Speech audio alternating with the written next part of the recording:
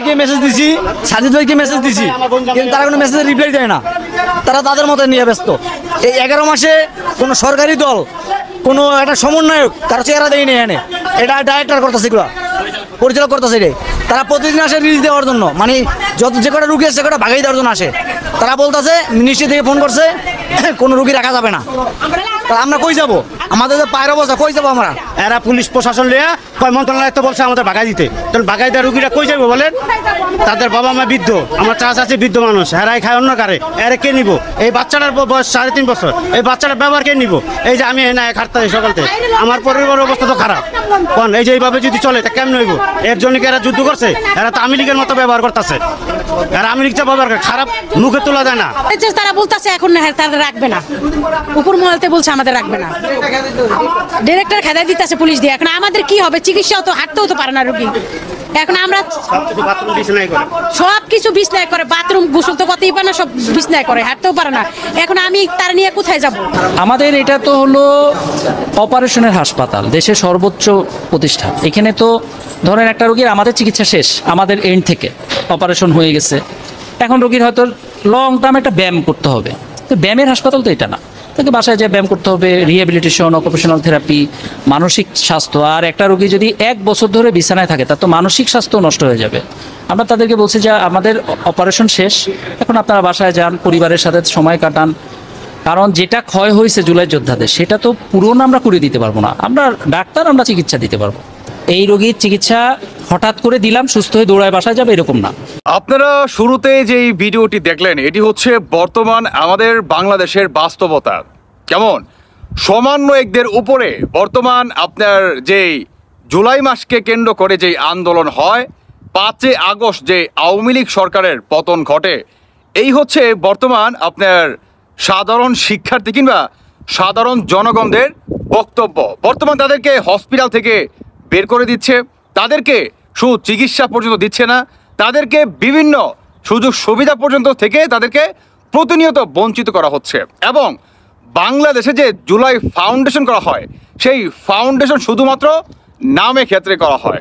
এটা আপনার এনসিপি নামে যেই দলটা বর্তমান গঠিত করছে, সেই দলের ক্ষেত্রে আপনার ব্যবহার করা হচ্ছে। বর্তমান আপনার সাধারণ শিক্ষার্থী কিংবা সাধারণ শিক্ষার্থীদের পরিবার, তারা সবাই রাজপথে নেমে আসছে। তারা একটা কথা বারবার বলা বলি করতেছে যে সমন্বয়কদের রাস্তায় পেলেই গণপিটুনি দেওয়া হবে। দেখেন এদের যে বর্তমান ক্ষোভ, আসলে ক্ষোভটা খুবই স্বাভাবিক ভাই। কারণ যাদের হাত ধরে আপনারা মানে তথাকথিত বলেন যে এত বড় একটা অ্যাচিভমেন্ট, আজকে তাদেরকেই আপনারা ভুলে গেতেছেন। এখন যদি তাদের পাশে আওয়ামী লীগ সরকার দাঁড়ায় বা শেখ হাসিনা যদি দাঁড়ায়, তাহলে খেলা কিন্তু উল্টে যেতে পারে। বর্তমানে আপনার সাধারণ শিক্ষার্থী, তাদের পরিবার, তাদের আত্মীয় স্বজন সবাই কিন্তু এটাই কিন্তু বলা বলি করতেছে যে আওয়ামী লীগ সরকারই তো ভালো ছিল, তাহলে আমরা কেনই বা আওয়ামী লীগ সরকারকে পতন করাইলাম শুধুমাত্র এনসিপি দলকে গঠন করার জন্য? কই আন্দোলনের আগে তো এই ধরনের কোনো নীতিমালা আমাদের সামনে তো প্রেজেন্টেশন করে নাই, কিংবা কোনো নীতিমালার বই তো আমাদের সামনে আইনা দেখাই নাই বা খুইলা দেখাই নাই, বা আমাদেরকে তো পড়ে দেখাই নাই যে আমরা যদি বিজয় হতে পারি তাহলে আমরা সরকার গঠন করব, আর আপনারা যে বা যারা রাজপথে নামবেন এবং পুলিশের গুলি খাবেন বা আওয়ামী লীগের হাতে গণপিটুনি খাবেন, আপনাদেরকে পরবর্তীতে আমরা সুচিকিৎসার ব্যবস্থা বা সেই সুযোগ সুবিধা আমরা দেব না, উল্টো আমরা আপনাদেরকে দেব বাস। যদিও এই ধরনের কোনো কথাবার্তা কিংবা কোনো চুক্তিতে আপনার বা কোনো কন্ট্রাক্ট পেপারে সাইন কিন্তু করে নাই, তারপরেও বর্তমান প্রতিনিয়ত বাস দিয়ে যাচ্ছে। আর এই সমন্বয়কারীরা বা যারা নাকি জুলাই মাসে আন্দোলন করছে বা এক একটা শরীরের পতঙ্গ মনে করেন হারিয়ে ফেলছে, তারা বর্তমান এই ধরনের কথা বলছে যে আওয়ামী লীগ সরকারই ভালো ছিল। বর্তমান এই সরকারের অধীনে তারা কেউ ভালো নাই। বাংলাদেশে মব জাস্টিস, দখলবাজিতা, সবচেয়ে বড় কথা হচ্ছে বর্তমান যারাই নাকি আন্দোলনের সাথে জড়িত ছিল সবাই এই সমন্বয়কদের এগেনস্টে রাজপথে নামতে যাচ্ছে। 5 আগস্টকে কেন্দ্র করে আওয়ামী লীগের বড় একটি পরিকল্পনার ম্যাপ কিন্তু আমরা নানান দিক থেকে কিন্তু আপনার আমাদের কানে কিংবা আশেপাশে কিন্তু শোনা যাচ্ছে খুবই তীব্রভাবে। এটা কিন্তু হালকাভাবে দেখার কিন্তু কোনো সুযোগ নেই। উল্টো দিকে আপনার আওয়ামী লীগের আমি মনে করি ভাই ব্যক্তিগতভাবে সবচেয়ে বড় যেই অ্যাচিভমেন্টটা হবে সেটি হচ্ছে ভাই সাধারণ শিক্ষার্থী যারা নাকি এই আন্দোলনকে কেন্দ্র করে একদম মানে সামনাসামনি ছিল, বা যাদের আপনার হাত ধরে যাদের এত ত্যাগের বিনিময় এই সরকার গঠিত হয়, আজকে তারাই তাদেরকে বলতেছে যে রাজপথে পেলেই এদেরকে গণধোলাই দেওয়া হবে।